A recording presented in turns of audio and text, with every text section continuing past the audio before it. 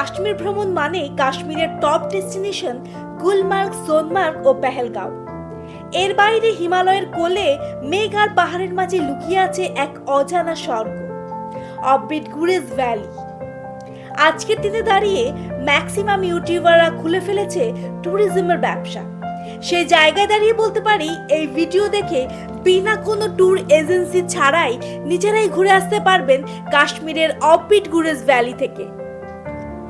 নমস্কার, অদিতি লেন্সে আপনাদেরকে আরো একবার স্বাগত জানাই।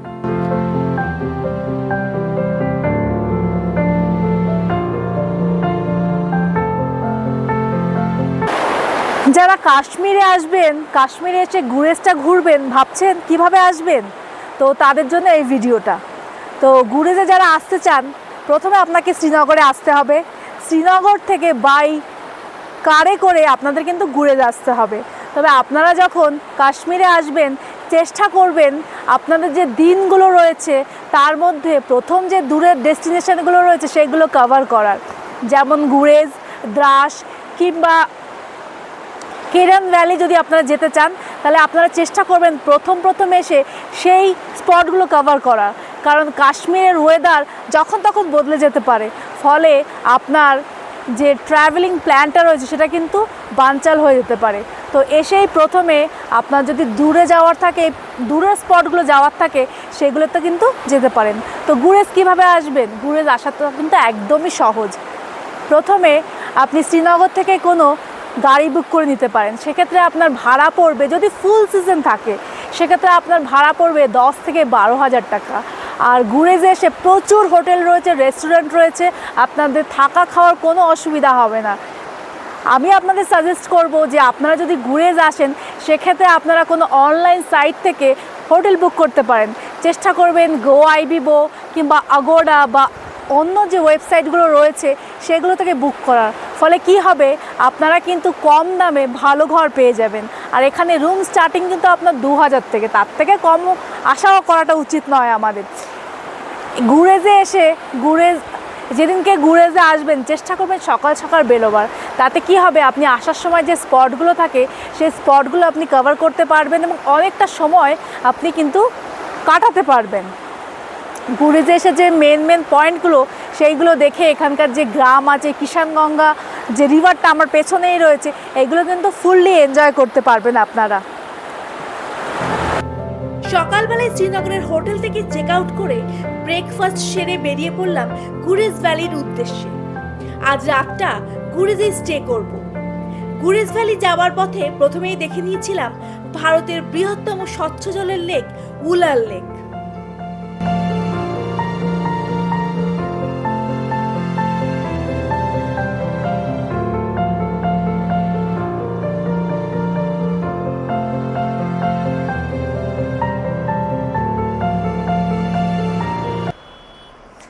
চলে এসেছে আমাদের পরের গন্তব্যস্থল উলার লেক। আমার পেছনে আপনারা দেখতে পাচ্ছেন উলার লেক রয়েছে, যেটা ভারতের বৃহত্তম ফ্রেশ ওয়াটার লেক আর এশিয়ার মধ্যে দ্বিতীয় বৃহত্তম লেক।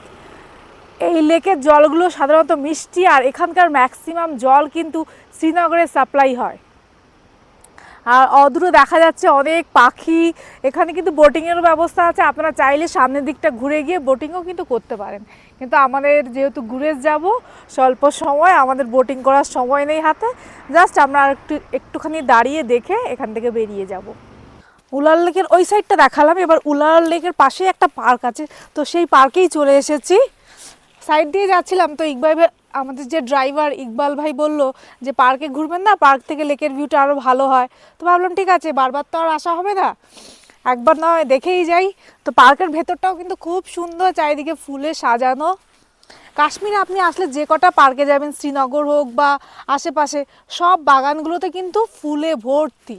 কিন্তু যখন সামনে যেহেতু শীতকাল আসছে তখন কিন্তু এই ফুলের বাহার আর থাকবে না, তখন বরফের চাদরে পুরো মুড়ে যাবে। তো শরৎকালে অন্যরকম কাশ্মীর, আবার বরফের সময় বা শীতকালে অন্যরকম কাশ্মীর আপনি দেখতে পাবেন। ও মানে কি বলছে বলো তো, পানি ফল।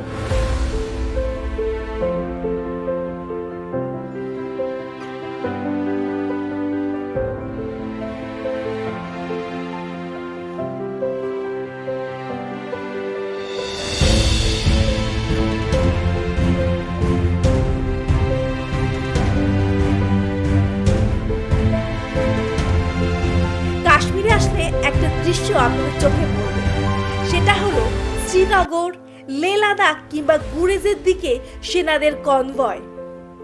হঠাৎ করে এই কনভয় দেখলে খানিকের জন্য আত্মারাম খাঁচা ছেড়ে বেরিয়ে যায়, কিন্তু পরের মুহূর্তে মনে হয় এরাই ভারত মাতার রক্ষাকর্তা। এদের অতন্দ্র প্রহরার জন্যই আমরা নিরাপদে ঘুমোতে পারি। সাধারণত এরকম কনভয় চলাকালীন কোনো গাড়িকেই ওভারটেক করতে দেওয়া হয় না। আশা করি পুলওয়ামার ঘটনাটি আপনাদের সকলেরই মনে আছে, কিন্তু গুরেজ যাওয়ার এই পথটি ছিল বড়ই সুন্দর।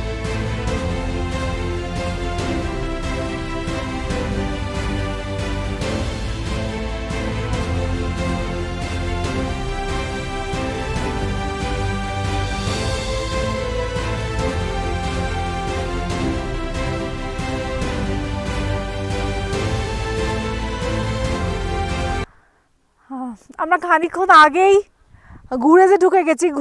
গুরেজে ঢোকার আগে যে সিকিউরিটি চেকিং থাকে সেখান থেকে চেকিং হয়েছে, মানে খুবই স্ট্রিক্টলি চেকিং হয়েছে। আপনার সঙ্গে যদি ক্যামেরা কিংবা ড্রোন থাকে সেক্ষেত্রে তো আপনাকে এন্ট্রি করাতেই হবে। আদারওয়াইজ আপনারা যখনই গুরেজে আসবেন আপনারা কিন্তু আধার কার্ড মাস্ট, কারণ আধার কার্ডটা ওরা ওখানে দেখে এবং একটা স্লিপে নম্বর দেয়, সেই নম্বরটা আপনি যখন গুরেজ থেকে বেরোবেন ওটা কিন্তু মিলিয়ে তবেই ছাড়বে। সিকিউরিটি অনেক টাইট, যেহেতু আমরা একদম বর্ডার এরিয়ায় রয়েছি। তো এখন সিকিউরিটি চেকিং, ওখানে ফটো তোলা একদম নিষিদ্ধ, আর তোলা উচিত নয় আমার মনে হয়। এটা আমার আপনার সিকিউরিটি নয়, এটা আমাদের পুরো ভারতবর্ষের সিকিউরিটির প্রশ্ন, যার জন্য মানে লুকিয়ে হলেও ভিডিও করা উচিত নয়, এটা আমার মনে হয়। এবার সেখান থেকে যাওয়ার সময় আমাদের সামনে বিশাল বড় একটা কনভয় পড়েছে। কনভয়ের পেছনই আমাদের আসতে হয়েছে খুবই আস্তে আস্তে, কারণ কনভয়ের মধ্যে কোনো গাড়ি অ্যালাউ নেই। তো কনভয়টা এখানে দাঁড়িয়েছে, আর এখানে একটা পীর দরগা আছে যেখানে মন্দির এবং মসজিদ একসঙ্গে রয়েছে। তো আমরা এই স্পটে দাঁড়িয়ে দেখলাম এই যে বাচ্চারা, এরা কিন্তু আমাদের দেখে দৌড়ে এসেছে এবং দৌড়ে এসে কথা বলছে। মানে এদের যে কি বলবো, এদের যে হসপিটালিটি এত সুন্দর যে এরা আপনাকে অনায়াসে আপন করে নিতে পারে। যেমন এই স্কুলের যে টিচাররা তারা আসলো, আমাদের সঙ্গে কথা বললো এবং মানে আমাদেরকে অনুরোধ করছে যে আপনারা আসুন আমাদের সঙ্গে লাঞ্চ করুন, আমাদের খুব ভালো লাগবে। তার সঙ্গে তারা আমাদেরকে মানে একটা কি বলবো, মানে তারা বলতে চাইছে যে হিন্দু মুসলিম কোনো ফ্যাক্ট নয়, আমরা চাই প্রত্যেকটা মানুষ যেন তাদের মানবিকতা বজায় রেখে চলে। আমাদের সবচেয়ে বড় ধর্ম যেন মানবিক ধর্ম হয়, হিন্দু মুসলিমটা কোনো ব্যাপার নেই। তো এরা আমাদেরকে এসে রিকোয়েস্ট করছে বারবার, মানে বলছে এটা আবদার যে আপনারা আসুন আমাদের সঙ্গে একটু লাঞ্চ করুন, আমাদের খুব ভালো লাগবে। তো আমরা বলেছি ঠিক আছে চলুন আপনাদের সঙ্গে আজকে লাঞ্চটা করব, তাহলে চলুন ওদের সঙ্গে আজকে লাঞ্চটা করি। সত্যি কাশ্মীরের মানুষ যে এতটা হাম্বল হয়, না আসলে হয়তো বুঝতেই পারতাম না, কারণ আমরা বাড়িতে বসে যেটা শুনি তার সঙ্গে কিন্তু কাশ্মীরে এসে আপনি কিন্তু কোনো মিল পাবেন না। তো আপনাদের সবাইকে একবার বলবো আসুন কাশ্মীরে এসে ঘুরে যান, এদের যে আন্তরিকতা এটা আপনারা আসলে পরে বুঝতে পারবেন। পাশাপাশি মন্দির আর মসজিদ একসঙ্গেই রয়েছে গায়ে গায়ে। এই মন্দিরে কিন্তু সব দেবদেবী রয়েছেন, বজরংবলী থেকে শুরু করে মা কালী, যীশুখ্রিস্ট, গুরু নানক, বাবা ভোলেনাথ, মা সরস্বতী।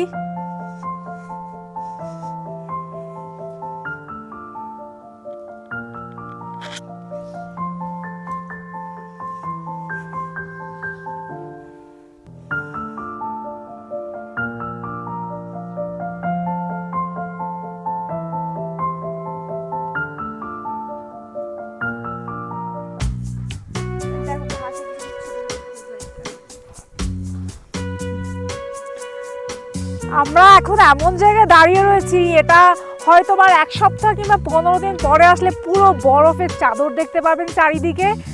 আর মনে হচ্ছে যেন আমাদের ড্রাইভার ইকবাল ভাইও বললো যে আপনারা যে এসছেন হয়তো এটাই লাস্ট উইক হবে, কারণ এরপর থেকে গুরেজে হয়তো আসাটা বন্ধ হয়ে যাবে, কারণ গুরেজ তো 6 মাস ওপেন থাকে আর 6 মাস ট্যুরিস্টদের জন্য বন্ধই থাকে। যখন বরফ থাকে না তখনই মূলত খোলা থাকে, 3-4 মাস খোলা থাকে।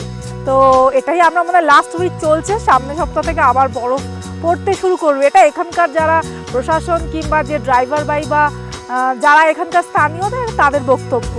এই যে এলাকাটা দেখতে পাচ্ছেন পুরোটা বরফের চাদরে মুড়ে যাবে।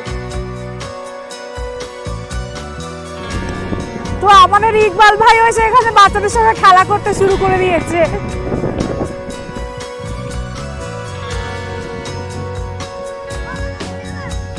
তো এখানে আমাদের লাঞ্চের ব্যবস্থা করেছে। তো এখানে আমরা আজকে দুপুরের খাবারটা খাবো। कितने प्यारी बच्चे, वो तुम्हारा वॉच तो कितना खूबसूरत है, किसका है? मम्मी का? तुम्हारा इतना बड़ा, मेरे से भी बड़ा, मेरा वाला छोटा, मेरे को एक बड़ा खरीदना पड़ेगा अभी।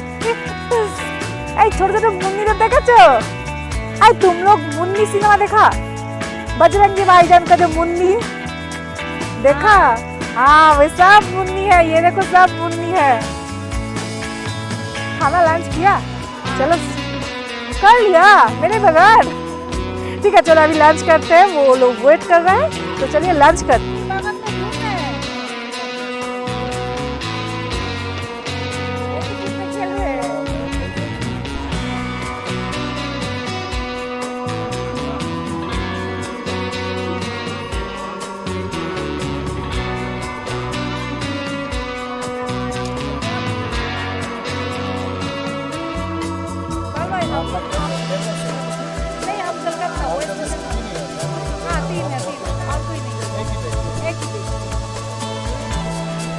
দিয়েছে কাবাব, চিকেন, আর তার সঙ্গে क्या বলে মেথি মাজা। তো সত্যি কথা বলতে কি ভীষণ ভালো দেখতে, তো খুব। এবার টেস্ট করে আপনাদেরকে বলছি।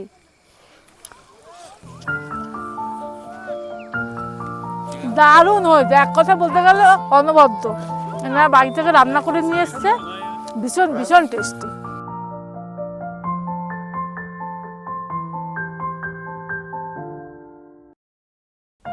বেলা 12টা নাগাদ পৌঁছে গেছিলাম পীর কি দরগা। সুন্দর সময় কাটিয়ে সবাইকে বিদায় জানিয়ে চললাম গন্তব্যের উদ্দেশ্যে।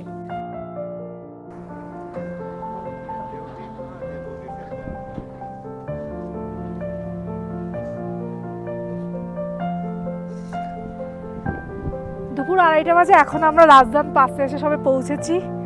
এখন আমরা সমুদ্রপৃষ্ঠ থেকে 11,672 ফিট উঁচুতে আছি। তো রাজধান পাশে সাধারণত বরফ থাকে, এখন এক ফোঁটাও বরফ নেই। আর সপ্তাহখানে কিংবা দিন 15 গেলে পরে রাজধান বরফে পুরো আপনারা 7 থেকে 8 ফিট বরফ দেখতে পাবেন। কিন্তু এখন তো অক্টোবর মাস, এখন বরফ তেমনভাবে নেই। তবে আমার পেছনে যে পাহাড়টা রয়েছে তার চূড়ায় সামান্য একটু বরফ দেখা যাচ্ছে।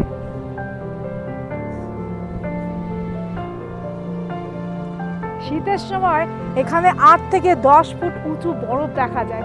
এইসব রাস্তা তখন বন্ধ থাকে। তো এখানে সাধারণ কেন কোনো মানুষ এখান থেকে যাতায়াত করতে পারে না, টোটালটাই অফ থাকে। এখন আমরা সমুদ্রপৃষ্ঠ থেকে অনেকটাই উঁচুতে রয়েছি। টেম্পারেচার এখানে এখন 8 ডিগ্রি মতন রয়েছে। যেহেতু গাড়ির মধ্যে গরম রয়েছে, বাইরে বেরিয়েছি, তো ঠান্ডাটা এখন বুঝতে পারছি, অনেকটাই ঠান্ডা এখানে। আর এই যে ন্যাড়া পাহাড়গুলো, এগুলোতে মোটামুটি বরফ থাকে। বরফ থাকার জন্য কিন্তু দেখেন গ্রিনারিটা কিন্তু খুবই কম, পাহাড়গুলো প্রায় ন্যাড়া ন্যাড়া। যে গাছগুলো দেখা যাচ্ছে ওগুলো কিন্তু পেপার ট্রি বলে। ওই গাছগুলো থেকে কিন্তু কাগজ তৈরি হয় মূলত। আর এখানে একদমই নেটওয়ার্ক নেই, জিও বলেন এয়ারটেল বলেন কোনো নেটওয়ার্কই নেই এখানে। বরফ থাকলে এখানে কতটা সুন্দর হতো সেটা খানিকটা ইউটিউবে দেখে নেওয়া যেতেই পারে।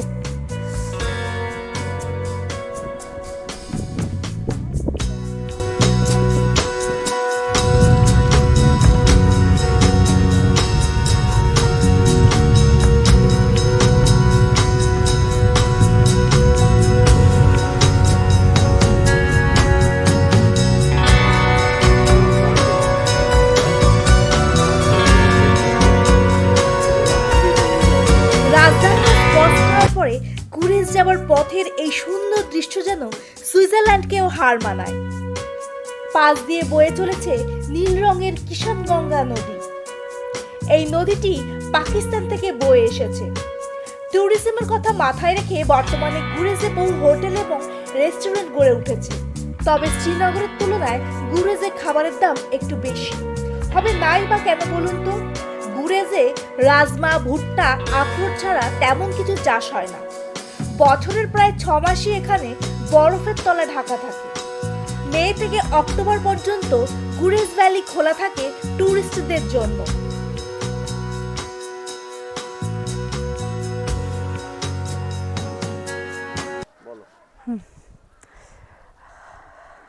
সকাল 7টায় বেরিয়েছিলাম গুরেজের উদ্দেশ্যে, 4:30 এসে গুরেজ পৌঁছালাম।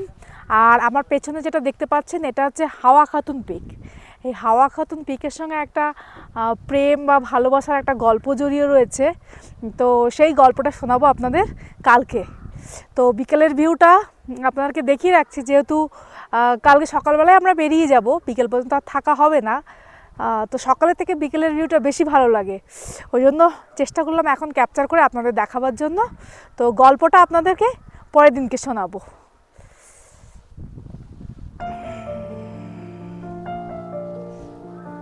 গুরেজের এই হোটেলটিতে আমরা আগের দিনেই অনলাইনে রুম বুক করেছিলাম। ভাড়া পড়েছিল 2100 টাকা মতন একদিনের জন্য। হোটেলের রুমগুলো ছিল পরিষ্কার পরিচ্ছন্ন, 24 ঘন্টা ছিল গিজারের ব্যবস্থা, রুম হিটার, ইলেকট্রিকের জন্য ব্যাকআপ পাওয়ারেরও ব্যবস্থা ছিল।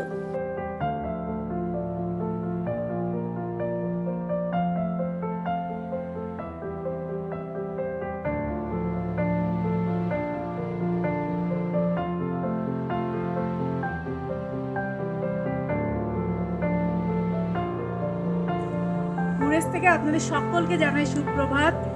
এখন টেম্পারেচার 9 ডিগ্রি রয়েছে। আমরা কালকে স্টে করেছি এই হোটেলটা কাকাসা গুরেজে, যেটা আমরা গোয়াইবিবো থেকে বুক করেছি। আদারওয়াইজ হোটেলের যে মালিক আছে তার ফোন নাম্বারটা আমি ডেসক্রিপশনে দিয়ে রাখবো। যদি আপনারা আসতে চান তো কল করে আপনারা ওদের সঙ্গে কথা বলতে পারেন। আর এই হোটেলের আশেপাশটা দেখুন, অপূর্ব সুন্দর। আশা করি আপনাদের খুবই ভালো লাগবে।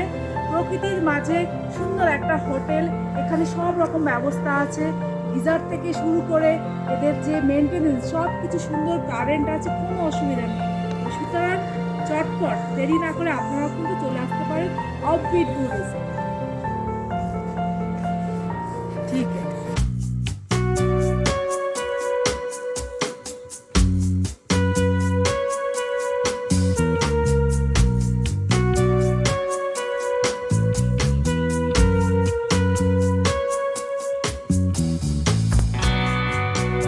জানেন, সকালবেলায় ঘুম থেকে উঠে বাইরে বেরিয়ে প্রকৃতির এই অপরূপ শোভা ক্যামেরা বন্দি করা থেকে নিজেকে বিরত রাখতে পারিনি।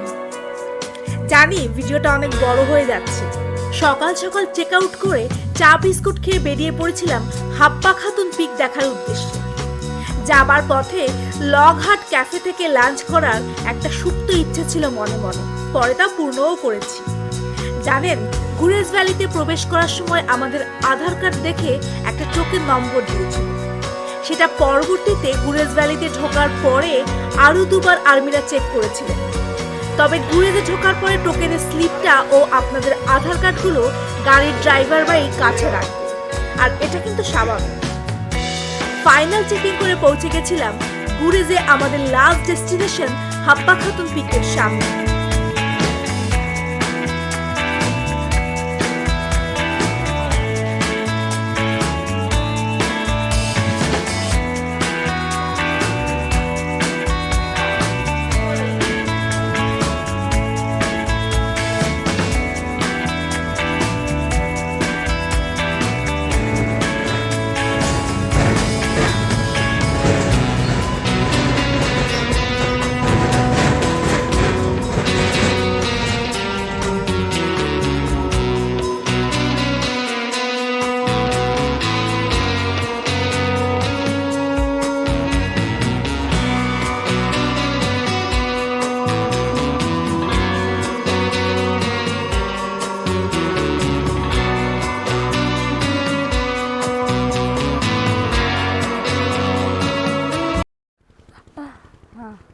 তো আমরা এখন চলে এসেছি হাব্বা খাতুন পিকটা দেখার জন্য।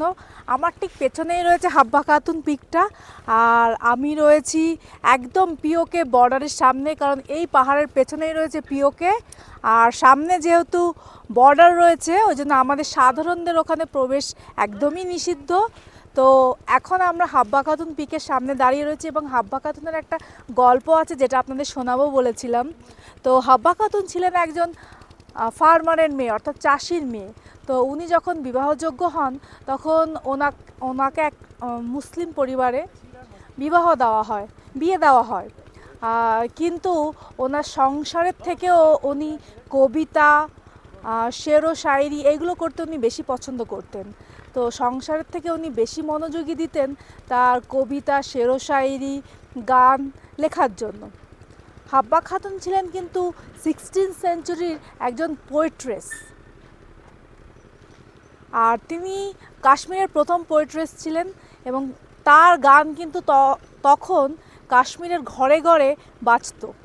তো উনি যখন সংসারের প্রতি অতটা মনোযোগ ছিলেন না তখন ওনার শ্বশুরবাড়ির লোক ওনাকে তাড়িয়ে দেন। উনি তখন ওনার বাবার বাড়ির দ্বারস্থ হন। বাবার বাড়িতেও বেশি দিন সুখ সয়নি ওনার। সেখান থেকেও তাকে ছিলেন ইউসুফ শাহচাক।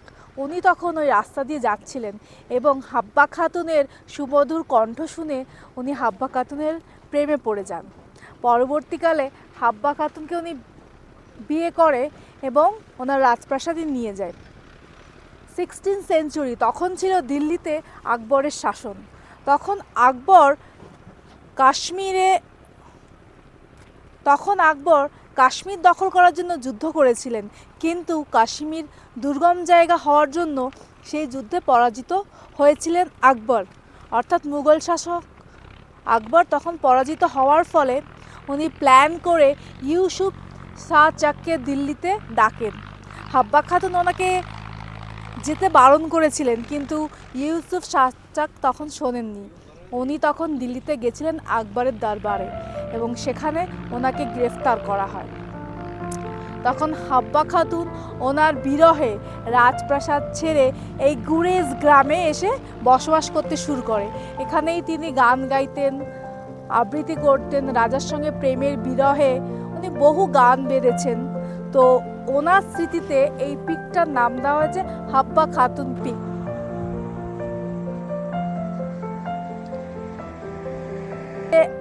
এখন হাব্বা খাতুন যে স্প্রিংটা রয়েছে আমরা এখন সেখানে যাব। চলুন তাহলে আপনাদেরকে সঙ্গে করে নিয়ে যাই। গাড়িগুলো এখানে পার্কিং করে হাব্বা খাতুন পিকের পাশে একটা স্প্রিং আছে, তো সেই স্প্রিংয়ে যাব, ঝর্ণার জল এই বোতলটায় ভরবো।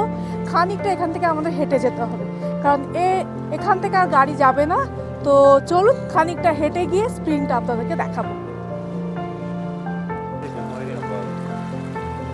তো আমরা এখন এই ঝর্ণাটার সামনে চলে এসেছি। ঝর্ণাটা কিন্তু একদম নিচের থেকে বয়ে এসছে, মানে পাতাল থেকে। এখান থেকে জলটা বেরোচ্ছে। তো এখানকার যারা স্থানীয় আছে তাদের বক্তব্য হচ্ছে এই জল খেলে নাকি পেটের সমস্ত রোগ পালায়। তো আমি এখান থেকে একটা বোতলে জল ভরবো খানিকটা।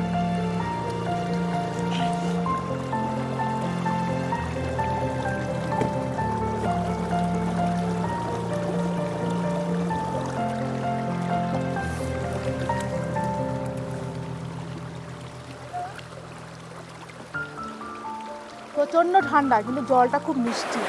এখন আমরা বসে আছি কিষানগঙ্গা নদীর তীরে। এই নদীটা মূলত এসছে পাকিস্তান থেকে। আমার পেছনেই রয়েছে পাকিস্তান বর্ডার, অর্থাৎ পাকিস্তান থেকে বয়ে এসেছে কিষানগঙ্গা নদী। এই নদীর স্রোত অত্যন্ত সুন্দর এবং জল কিন্তু ভীষণ ঠান্ডা, ভীষণ স্বচ্ছ জল। আপনারা যদি কাশ্মীর আসার প্ল্যান করেন তো আপনাদেরকে বলবো গুরেজে আসুন। গুরেজে আসলে আপনার মনে হবে আপনি 100 বছর আগের কাশ্মীরে এসছেন। এখানকার প্রকৃতি আপনাকে মুগ্ধ করবে। আমরা এখন এসেছি গুরেজের লগহাট ক্যাফেতে, যেটা এখানকার সেনাবাহিনীরা পরিচালিত করে। এখানে খাবার দেওয়া থেকে শুরু করে সবটাই সেনাবাহিনীরা করে। এটা গুরেজের একমাত্র সেনাবাহিনীর দ্বারা পরিচালিত লগহাট ক্যাফে। চলুন এর ভেতরটা আপনাদের সঙ্গে শেয়ার। তো আমরা এখন লগহাট ক্যাফেতে রয়েছি। আমরা অর্ডার করেছি হচ্ছে গিয়ে চিকেন ফ্রাইড রাইস, আর তার সঙ্গে হচ্ছে গিয়ে একটা ভেজ নুডলস, আর তার সঙ্গে এরা রায়তা দিয়েছে। তাহলে চলুন। খাবার দাবার সবই ঠিক আছে, দেখুন আমরা তো ফুড ব্লগার নই যে আমরা আপনাদেরকে আমি এটা রেকর্ড করছি না।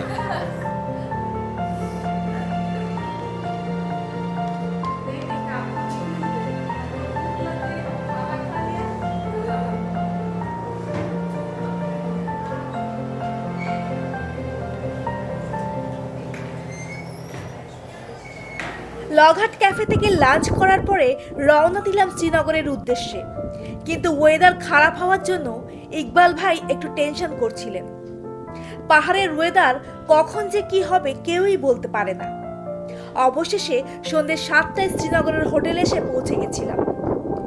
যদি এই ভিডিও নিয়ে আপনাদের কোনো কোয়ারিজ থাকে আপনারা কমেন্ট বক্সে জানাতে পারেন, থাকলে আমি যথাশীঘ্র তার উত্তর দেওয়ার চেষ্টা করব।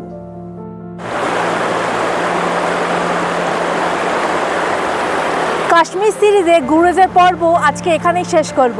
ভিডিওটা ভালো লাগলে লাইক, শেয়ার এবং সাবস্ক্রাইব করবেন। তো আজকের পর্ব এখানেই শেষ করব।